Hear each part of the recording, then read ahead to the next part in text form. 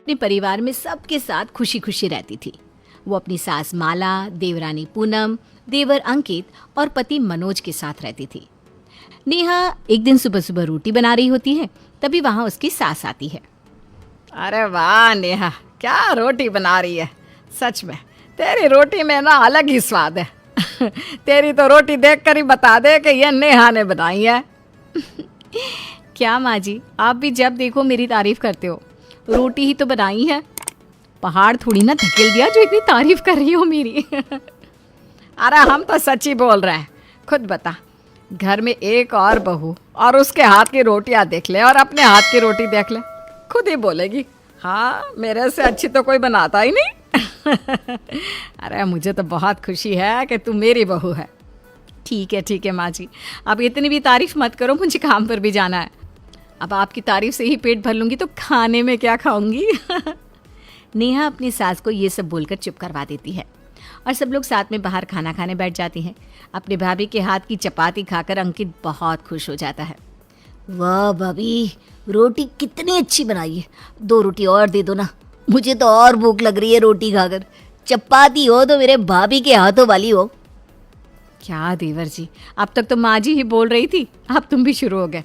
और इतनी तारीफ मत किया करो, घर में दूसरी बहू भी है ना, उसकी कोई तारीफ ना करे तो उसको बुरा नहीं लगेगा। हम तुम्हारी तारीफ किसी को बुरा लगाने के लिए नहीं कहते, बल्कि तुम सच में इतनी अच्छी रोटियां बनाती हो इसलिए कहते हैं, और झूठ तो नहीं कहा। और यही बात खुद पूनम भी जानती है। क्या पूनम, हम सही कह रहे हैं ना?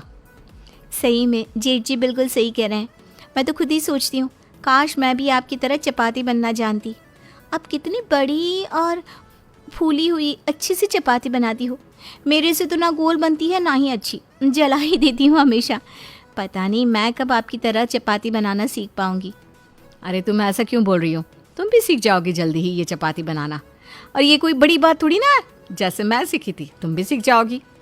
अरे रहने देना बहू, जिस इंसान को सीखना हो ना वो अब तक सीख चुका होता। तेरी देवरानी की तरह बहाना नहीं बनाता कि मैं अभी कब सीखूंगी। अरे तू देख खुद को, तूने आज तक किसी से नहीं सीखा। तू तो जब से आई है तब से ऐसी अच्छी रोटियां बनाती हैं, लेकिन नहीं, इसको तो बस हमेशा बहाने ही बनाने हैं। मैं कब सीखूंगी। माँ जी आप भी क्या उसे सुना रही है। अरे रोटियां ही तो है, अच्छी नहीं बनाती इसका मतलब ये थोड़ी ना है कि कोई काम अच्छा नहीं करती। घर में सबसे अच्छी सब्जी तो पूनम ही बनाती है, तब तो आप उसकी तारीफ नहीं करते। लेकिन चपाती नहीं बना पाती तो आप इतना सुना रही हो। अरे सुनने वाले काम करेगी तो सुनाया ही जाएगा ना। पति के दिल का रास्ता उसके पेट से होकर जाता है, और इसको तो बस पति के जेब का रास्ता चाहिए। पैसे मिल जाए और कुछ नहीं करना। एक तू है, काम भी करती है बाहर और घर में भी इतनी बढ़िया चपाती बना लेती है, फूली हुई अच्छी गोल, लेकिन इससे तो वो तक नहीं हो पाता। अरे कहाँ से ले आए हम इसे अपने घर की बहू बनाकर।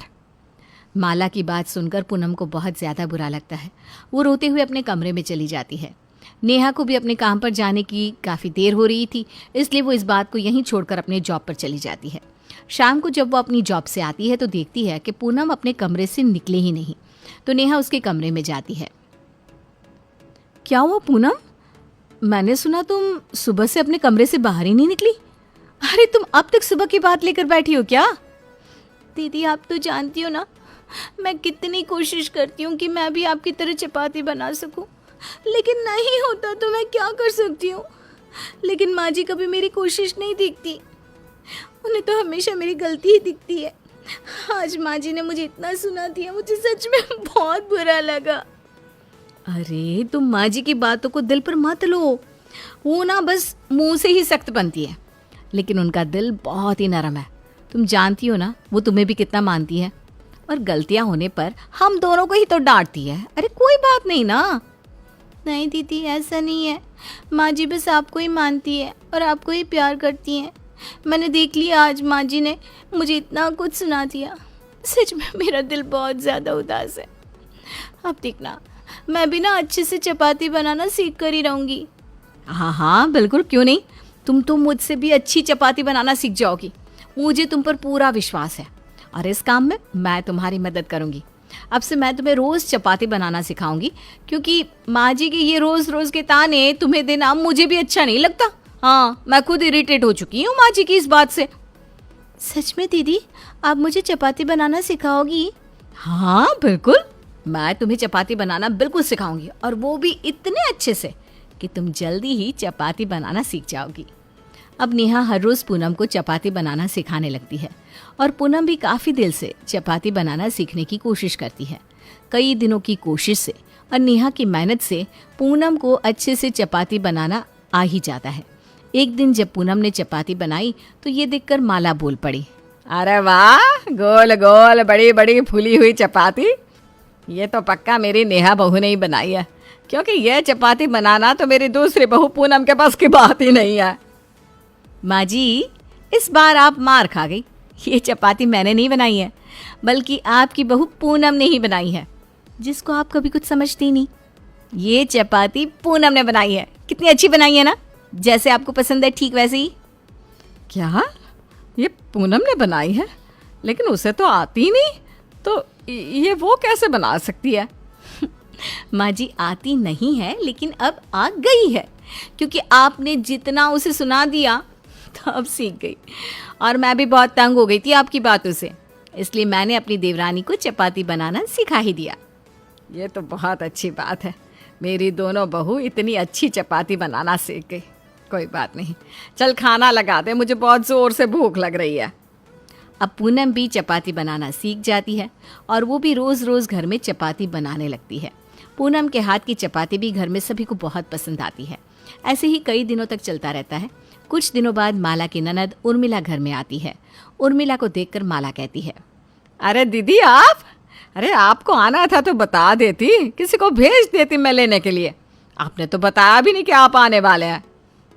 अब क्या मुझे अपने भाई के घर में आने के लिए भी किसी को बताने की ज़रूरत पड़ेगी?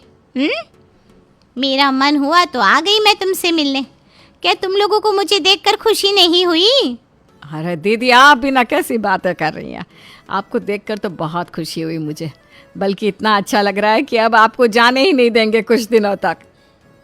मैं तो खुद ही मन बनाकर आई हूँ, अब यहाँ पर कुछ दिनों तक रुक के ही जाऊँगी। आखिर मैं भी तो देखूँ, मेरी भाभी मेरी खातिरदारी करना भूल तो नहीं गई। अरे मैं कुछ नहीं भूली, अच्छा हुआ अब आप आ गए। अब देखना आप मेरी दोनों बहू से मिलकर ना खुश हो जाएंगे। आप जाइए अपने कमरे में आराम कर लीजिए, मैं तब तक खाने की तैयारी करवाती हूँ। माला पूनम को जाकर खाने की तैयारी करने को बोल देती है और पूनम भी खाने की तैयारी करने लग जाती है और अपनी बुआ सास के लिए खाना बनाने लगती है। शाम को जब सब खाना खाने बैठते हैं तो पूनम सबको खाना परोसती है। बुआ को गोल गोल फुली हुई बड़ी सी चपाती देती है, जिसे देखकर उर्मिला कहती है, ये रोटी किसने बनाई? ये तो काफ़ी अच्छी लग रही है दिखने में। ये मेरी छोटी बहू ने बनाई है, अभी हाल ही में ऐसी रोटी बनाना सीखी है। ऐसी रोटी तो मेरी माँ मुझे बनाकर खिलाया करती थी, और आज इतने टाइम बाद तेरी बहू के हाथ की देख रही हूँ। सच में देखकर ही भूख बढ़ गई। खाकर बताती हूँ कैसी है। उर्मिला चपाती खाने लगती है। वो जैसे ही चपाती खाती है उसे काफ़ी ज़्यादा स्वादिष्ट लगती है, इसलिए वो एक साथ 3-4 चपाती खा जाती है। सबका खाना होने के बाद जब सारे हॉल में बैठते हैं तो उर्मिला अपने गले से बहुत ही कीमती सोने का हार निकालती है और पूनम को पहनाते हुए कहती है, ये मेरी तरफ से बहू, तू सच में इतनी अच्छी चपाती बनाती है, मेरा तो दिल खुश हो गया। आजकल की लड़कियां इतनी अच्छी चपाती बनाना कहाँ जानती हैं। ये देखकर ही मुझे खुशी हो गई, इसलिए ये हार मेरी तरफ से तुझे। ये मैं कैसे ले सकती हूँ बुआ जी, ये तो बहुत ही कीमती लग रहा है। अरे बुआ जी, मैं भी अच्छी चपाती बनाना जानती हूँ, मैंने ही तो पूनम को चपाती बनाना सिखाया है, तो एक हार तो मेरे लिए भी बनता है ना। अरे आती होगी तुझे चपाती बनाना, लेकिन घर को तो पूनम बहू ही संभालती है, और लोगों का पेट भरना बहुत अच्छा काम है, वो भी ऐसे स्वादिष्ट खाने से। सच में बहुत अच्छा किया तूने इतना अच्छा खाना खिलाकर, और ये हार तो मेरी प्यारी बहू पूनम के लिए ही है। देखो ना, बुआ जी इतना कीमती हार मेरी देवरानी को दे रही है, जबकि उसे सिखाया तो मैंने ही था रोटी बनाना। अब तुम ही बताओ, ये हार तो मुझे मिलना चाहिए ना। एक तो मैं घर की बड़ी बहू भी हूँ, और ऊपर से ये चपाती बनाना मैंने ही तो सिखाया है पूनम को। तो किसने बोला था सिखाने को? अब सिखा दिया तो भूख तो। अपना टैलेंट किसी और को दोगी तो उसका फ़ायदा तो उठाएगी ना। अब आया ना मज़ा।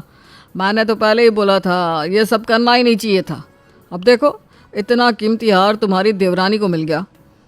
आपको तो बहुत खुशी हो रही होगी ना इतना कीमती हार मेरे हाथ से जाते हुए देखकर। कोई बात नहीं, अब आपको ही मुझे ऐसा हार दिलाना पड़ेगा। नेहा और मनोज दोनों को ही काफी बुरा लगता है, लेकिन अब पछताए क्या होत जब चिड़िया चुग गई खेत। दिव्या को शार्क टैंक कार्यक्रम देखना बहुत पसंद था। वो इस सीरियल की इतनी दीवानी थी कि सारा काम छोड़कर बस वही प्रोग्राम देखा करती थी। एक दिन, बहू, ए बहू, खाना लगा दे, बहुत भूख लगी है।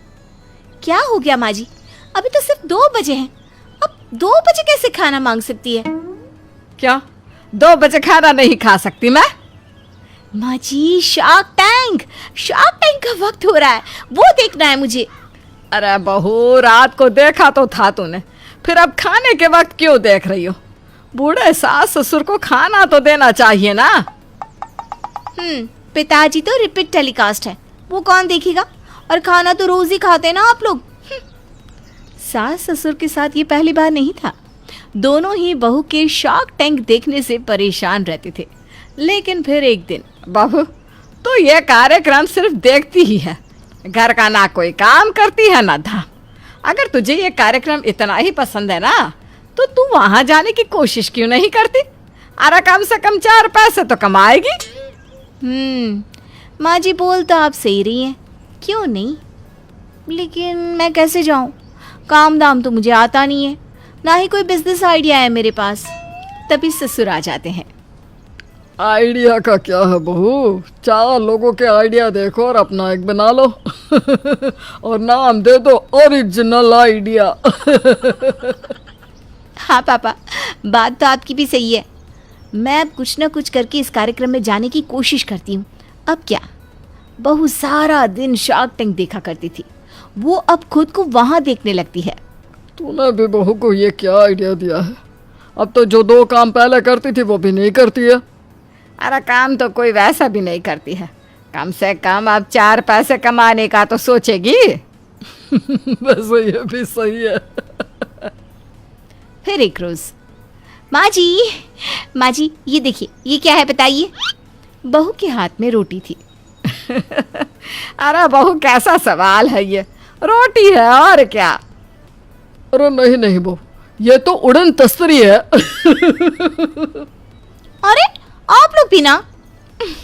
ये बताइए, क्या लगता है कितना फंड मिलेगा मुझे इसके लिए? क्या? तभी पति आ जाता है। देखो, ये तो डिपेंड करता है। पास का ढाबा वाला 2 रुपए और यही 5 स्टार में ले गई तो 50 रुपए। क्यों माँ?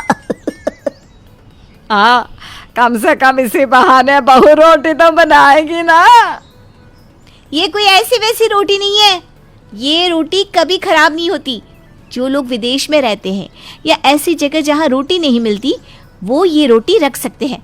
है ना मस्त आइडिया? अब बताइए कितना फंड मिलेगा? क्यों?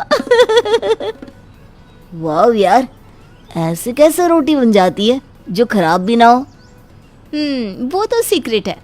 वैसे मैं भी ना शार्क टैंक देख देख कर एक्सपर्ट हो गई हूँ, और ये राज मैं सीधा वहीं टीवी पर बताऊंगी। वो क्या है ना, आइडिया चोरी होते वक्त नहीं लगता ना। बहू तो चली जाती है, लेकिन पति सास से कहता है, माँ, ये पगली ये क्या जुगाड़ लगा रही है? अरे बेटा, देखता रहे, क्या पता तेरा ये खोटा सिक्का काम आ जाए। हैं? देखते हैं सीधा टीवी पर। खैर, वो दिन भी आ जाता है जब बहू शार्क टैंक वालों के सामने खड़ी होती है।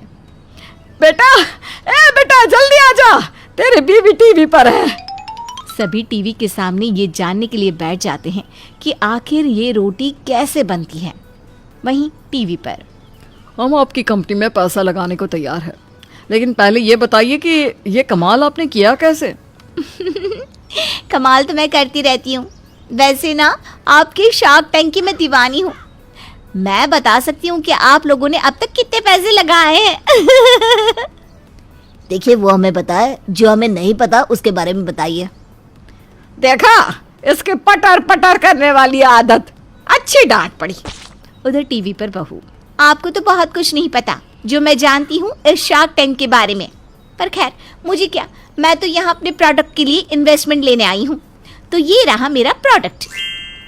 ओहो, एटीट्यूड है मेरी बहू का। माँ सारा दिन तो ये शार्क टैंक देखती रहती है, तो ऐसे ही बोलेगी ना। वैसे माँ देखते हैं इस रोटी के बदले में इससे क्या मिलता है। मैं तो ये जानना चाहती हूँ कि ये रोटी में डाल क्या रही है जिससे ये सालों तक टिकी रहेगी। अरे तू भी तो नहीं बता रहा। माँ सच्ची नहीं पता, इसने मुझे भी नहीं बताया। अब यहीं देख लो ना। दूसरी ओर टीवी पर। क्या ये है रोटी? हम क्या होटल वाले दिख रहे हैं आपको? वैसे ये रोटी में नया क्या है? ये रोटी आप सालों साल रख सकते हैं, ये खराब नहीं होगी। सोचिए आप जा रहे हो विदेश और वहाँ याद आ जाए माँ का खाना, तो क्या करेंगे आप? आप ये रोटी साथ लेकर जाइए और सालों साल खाइए। जज काफी इम्प्रेस हो जाते हैं। मैं आपको 2 करोड़ दूंगा। मैं 4 करोड़। मैं आपको 50 करोड़ दूंगा। बहू तीनों को देख रही होती है कि टीवी के बाहर सास। अरे कोई मुआ ये तो पूछ लो कि इसने रोटी में मिलाया क्या है। अरे माँ 50 करोड़। मैं तो अभी नौकरी में रिजाइन डाल रहा हूँ, अब तो ऐश शुरू। उधर टीवी पर। तो आप ये बताएं कि आप ये रोटी को कैसे लोगों तक पहुँचाएंगी? आपका मार्केट प्लान क्या है? मैं इसकी फैक्ट्री लगाऊंगी। मैं बोरियों में भर भर कर इसे देश के दूसरे राज्यों में पहुंचाऊंगी। और तो और मैंने इसके लिए कई दूसरी कंपनियों से भी बात कर ली है जो इसके लिए मुझे रॉ मटेरियल देंगे। इम्प्रेसिव।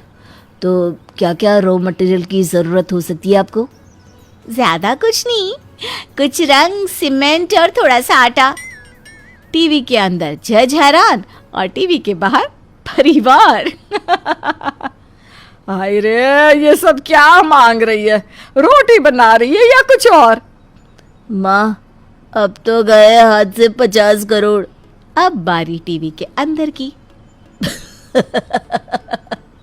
सीमेंट? अरे आपके पति के दांत लोहे के हो सकते हैं, हमारे नहीं। सीमेंट की रोटी सालों साल। बस करो, आपको अंदर किसने आने दिया? ले जाओ इसे। जी मतलब क्या है? तो ये रोटी ही ना। तो क्या करे, सर पर मार ले अपने। अरे धक्के मार कर निकालो इसे कोई बाहर। सीमेंट की रोटी सालों साल चलने वाली पर पैसा लगवा रही थी हमारा। तभी 2 लोग आते हैं और बहू को बाहर जाने के लिए बोलते हैं। कैसी बात कर रहे हैं? अरे अभी तो आप 50 करोड़ दे रहे थे ना, अब आप हंस रहे हैं। हंस नहीं रहे, धक्के मारकर आपको बाहर निकाल रहे हैं। यहाँ फालतू नहीं बैठे हम लोग जो आपकी बेकार की बात पर समय बर्बाद करे। निकलो यहाँ से। टीवी के बाहर पति। माँ ये शार्क टैंक वालों को ना मैं छोड़ूंगा नहीं।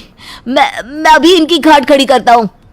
अरे रहने दे बेटा, तेरी बीवी ने वैसे ही इनकी कम खाट नहीं खड़ी की है जो तू भी जा रहा है। अरे पैसे वाले लोग हैं ये, देश में नए टैलेंट को प्रोत्साहित करते हैं। ऐसे जाकर सीमेंट की रोटी लेकर खड़े हो जाना ठीक लगता है क्या तुझे? हाँ माँ, बोल तो तू सही रही है, लेकिन मेरी बीवी से ऐसे बात करने का हक किसी का नहीं है, समझी माँ? अरे ठीक है ना बेटा, तेरी बीवी ने भी तो आत्म मचा रखी थी।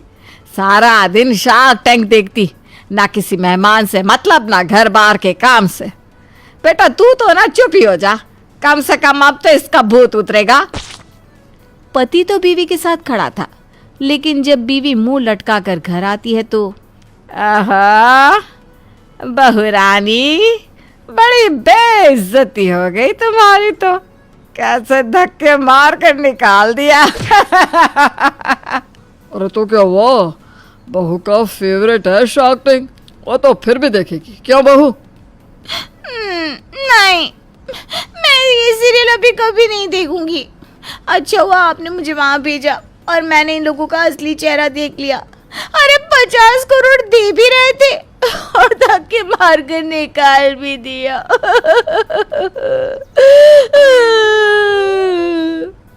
और पूरे देश में जो बेइज्जती की वो अलग। क्यों? हाँ सही बोल रहे हैं आप। अब तो मैं ये सीरियल कभी नहीं देखूंगी।